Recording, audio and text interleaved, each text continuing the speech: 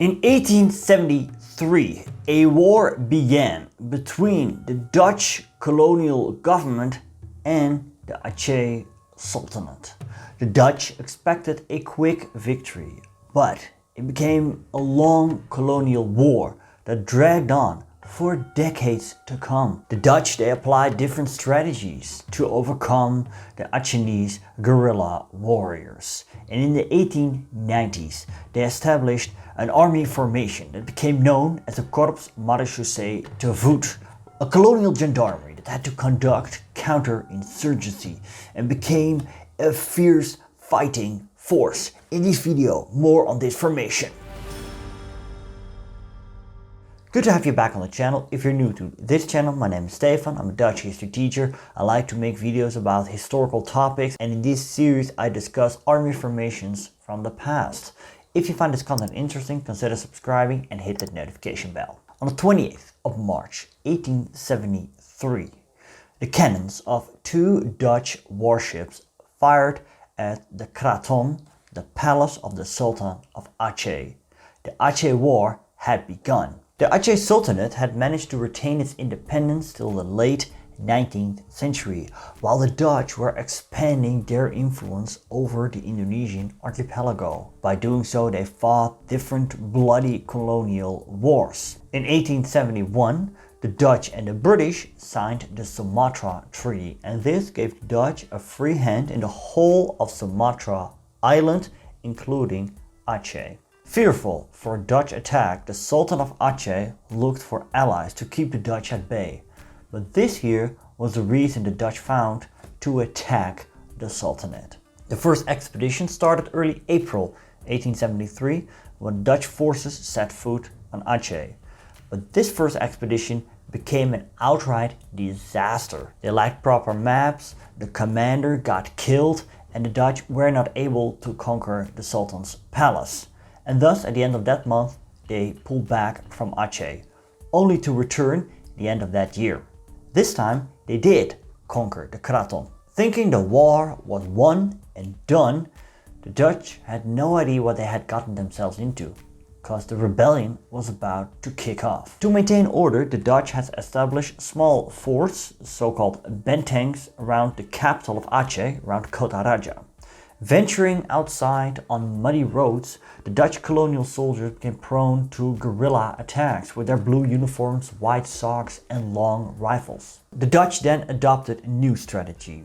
They established a concentrated line with 16 forts over an area of 50 square kilometers. Each fort would be manned by 60 to 160 soldiers, and they were interconnected by railway. Kota Raja, or Banda Aceh, was surrounded with a fence and guardhouses. For 10 years, there was a status quo. The Dutch had basically locked themselves in a prison of their own, because that's what their perimeter was. Venturing outside that area was very dangerous, and the Achenese rebels kept harassing the Dutch positions. Also, disease claimed lives among the colonial army. Then the experienced army officer Johannes Benedictus van Heuts came to the scene. He stated the following: "The Aceh War is gnawing at our colonial property. It must end. Let us finally show the civilized world that we are capable of this." Van Heuts advocated for fair governance versus crackdown on resistance. And so, in the 1890s, the Dutch left their defensive strategy. They set up a colonial gendarmerie used for counterinsurgents, named the Korps Marechaussee te voet. Now let's first look at the name. Korps Marechaussee te voet. It literally means Corps Marshal on foot, which basically had to distinguish the gendarmerie from the Royal Gendarmerie, known as the Koninklijk Marechaussee, that was mostly on horse. Now do notice that these were complete different units, because the Koninklijk Marechaussee was, and still is, a part of the Royal Dutch Army, while the Korps Marechaussee te voet was basically a part of the Royal Netherlands East Indies Army. Sometimes also called Korps Marechaussee van Aceh en onderhorigheden, or Aceh Marechaussee Corps and Dependencies. Its primary role was to maintain law and order, protect Dutch colonial interests, and suppress local uprisings and insurgencies that threatened Dutch rule in the Dutch East Indies, namely Aceh. The aim was to form a number of small mobile detachments that wanted to fight the Acehnese on their own territory with their own weapons. In fact, this invented the concept of counter-insurgency. Armed with a klewang, a saber, and a carbine, these mobile units had to chase the resistance fighters deep into the jungle and take them out there. And as a result, the Acehnese rebels did not dare to come close to the Dutch positions because they knew that if they did this, they would be chased by well-trained colonial soldiers. Initially, the Corps had one division with 12 brigades. Each brigade consisted of 18 men, later expanded to 20. In 1898, the Corps would count a total of 5 divisions with a strength of 1,200 men. These troops consisted of Ambonese and Javanese, led by native and African non-commissioned officers and European officers. Under the command of Captain Notten, this formation was first deployed operationally in October 1890. Notten turned his troops into elite troops by having them extensively trained in weapon control, endurance, and combat techniques. During operations, the troops carried their own supplies, making them completely self-supporting.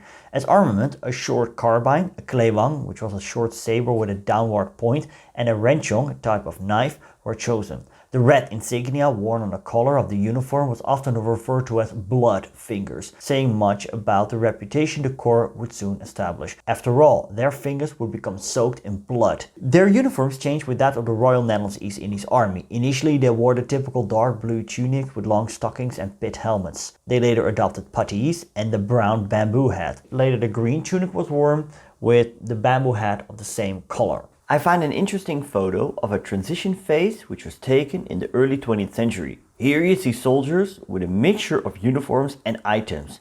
These two guys here still wear the pith helmet, while others have the brown bamboo hat, which was issued from 1909. More than half still wears the old dark blue tunic. Do notice that the men of the corps wore a special tunic that was known as the atjeh-jas or the atjeh tunic, which had more pockets on it, mostly 3 or 4. By 1887, all the troops of the Korps Marechaussee had the atjeh tunic. Others, like the commander on this photo, wear the grey-green tunic made of cotton. This one was issued for 1911. This tunic was more comfortable and more cheaper to make. Yet there was also criticism. Sweat, mud and dirt made the tunic look dirty very quick. Some even wanted the old blue tunic back. Do notice that due to shortages, the blue tunics were worn well into the late 19-teens. On the photo, most of the soldiers wear puttees, although some still have the old stockings. In 1925, a newer version of the tunic was introduced with a fabric named Garut B. The Garut B fabric had a great strength and was of good quality. The fabric was supple, color fast, light fast, and technically better composed. Here you see photographs of the training manual that shows how fighting was conducted. With the klewang, they had to fight off close encounters. The carbine could be used as a last resort. I once heard, although I was not able to verify this, the troops had to fight off their opponent with the klewang. But when during a fight they learned that they were facing a more skilled opponent, they had to resort to their gun. The Corps gained its greatest combat value when, in 1895, Captain Graafland took over command. The tactics he introduced meant that the Marechaussee Corps would revolutionize the fight against indigenous insurgents throughout the Indonesian archipelago. He assumed a system of continuous offensive patrols and pursuits. He trained the already very experienced troops even more on quick actions and surprise attacks.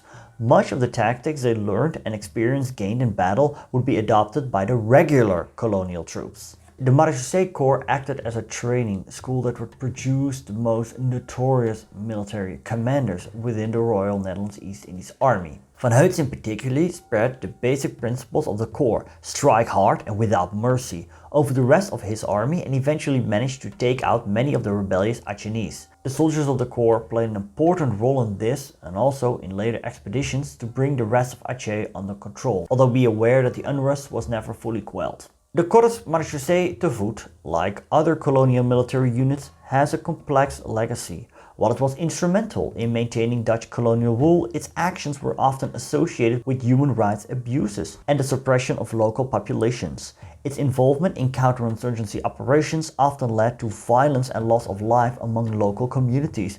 This was especially the case when, in 1905, Van Heuts was succeeded by Colonel Godfried Coenraad Ernst van Dalen, who harbored a deep hatred for the indigenous population. And as a persistent minority kept resisting Dutch rule, Van Dalen was determined to crush this ruthlessly. When in 1907 it became clear in the homeland what was going on during Van Dalen's expeditions, people were outraged. In one paper, a veteran wrote a story about how prisoners were tortured, heads were cut off, and Achenese civilians were shot for fun like, and I quote, monkeys from a tree. Notorious was the massacre at Coutore on the 14th of June 1904, where 313 men, 189 women, and 59 children were killed. Eventually Van Dalen resigned, but he was never punished for his actions.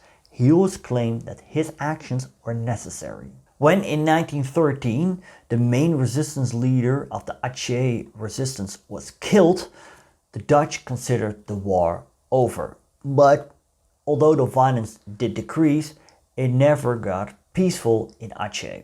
Hostilities never ceased. Between the period of 1924-1929, the Marechaussee had to come into action at least 40 times. Attacks and acts of sabotage continued all the way till the Second World War. When the Japanese took over the Indonesian archipelago, the force was disbanded. During the Indonesian War of Independence, the unit was not re-established, but its tactics were adopted by commanders for counterinsurgency operations of their own. Now, I made an in-depth video about the Aceh War. If you're interested in that, click here and click here for my video about Dutch colonial rule in Indonesia. Thank you for watching and see you later.